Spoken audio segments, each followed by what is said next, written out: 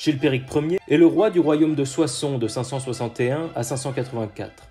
Il naît vers 530. Les Francs sont alors divisés en 3 royaumes, mais d'ici son avènement, il n'en forme plus qu'un.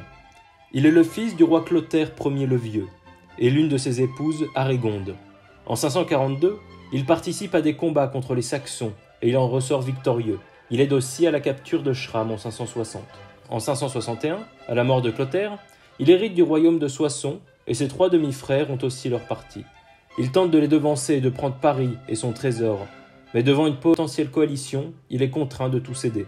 Dès 562, il déclare la guerre à Sigebert Ier, roi de Reims, mais après quelques combats, la paix est faite sans qu'il n'y ait de conquête ou de perte définitive. En 567, meurt son demi-frère le roi de Paris, Caribert Ier. Lui et ses autres demi-frères se partagent alors son royaume. D'abord mariée à Audover, cette dernière est répudiée à cause des manigances d'une de ses servantes, Frédégonde. Jaloux du mariage de Sigebert avec Brunehaut, fille du roi des Visigoths, Chilpéric convoitait alors une autre princesse Visigoth, Galswinthe.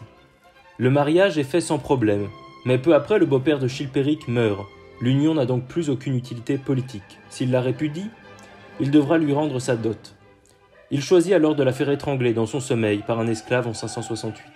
Il épouse ensuite Frédégonde, qui n'était pas totalement innocente du précédent meurtre.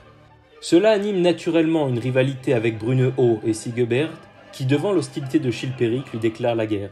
Le troisième demi-frère, le roi d'Orléans, Gontran, joue le rôle de médiateur, même s'il prend à 2 reprises timidement le parti de Chilpéric.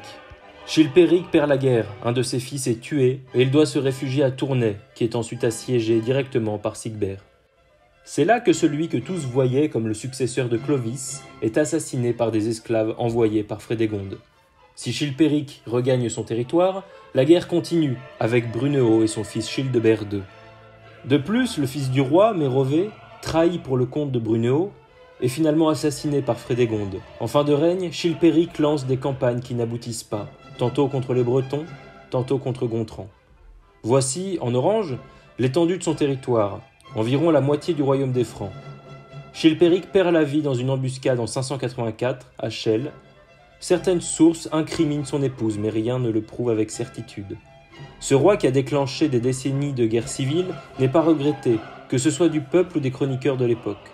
Il laisse son royaume au jeune Clotaire II, qui saura s'illustrer en digne successeur de son arrière-grand-père, Clovis.